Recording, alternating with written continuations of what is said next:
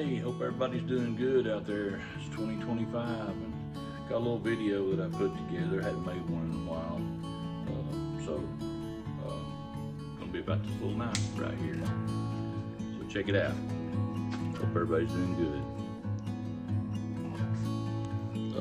Hadn't made a video in a while. Just thought I'd make a short one here and to tell y'all a little bit.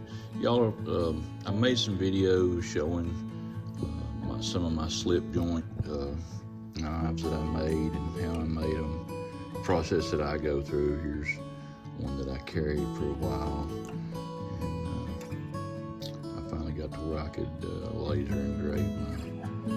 laser etch my JB knives into the blades. But anyway, here's one of the latest slip joints that I made. It's giraffe bone, dyed. It's supposed to be red, but it looks kind of blackberry or raspberry or something to me. It turned out real nice. But lately I've been very interested in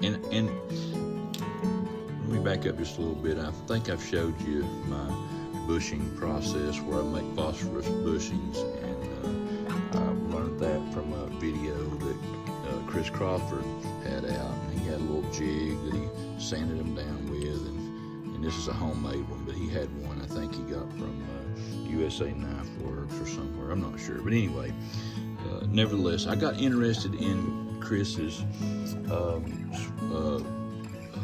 switchblades, his automatic knives. And so his videos, he's got a lot of different videos. He's got videos where he went out and videoed Bill Ruppel, Chris Brewer, just some really good knife, Luke Swinson, a lot of tutorials himself, and he sells his videos in DVD form as well as digital. He's got a sale going on with his DVDs right now, and I'm not sponsored by Chris or anything. It's just I learned a lot from his videos, so I purchased a couple of them, and the latest one that I got, well, not the latest one. The latest one I got was the Bill Ruppel multi-blade, but 3 or 4 weeks ago I purchased his scale release auto video tutorials, and the first one I made was just botched. You know, he does a great job on information on how he does it, but the second one I made, it's bulky, but it actually functions. You can see it functions, and so I got excited. This is a real kind of heavy and bigger and bulkier than I wanted, so and I kind of copied Chris's pattern to his EDC knife. And so this is one I just finished and I wanted to show you. It turned out, this was eighth of an inch material, 1095 high carbon. That way I didn't care if I messed it up or whatever. And it's pretty heavy and thick. You can see how much narrower this one is.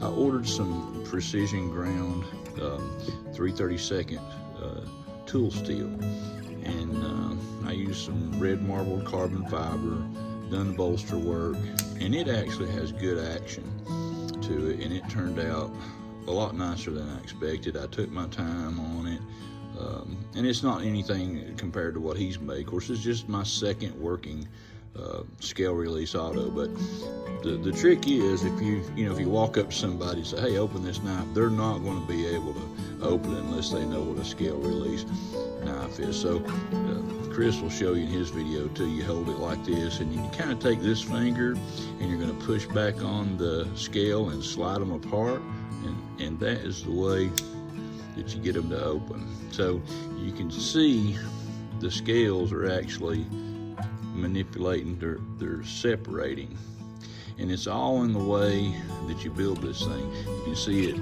brings the tooth up as you twist the scale, and it takes a little getting used to as far as getting your hand in a position to open it, you know.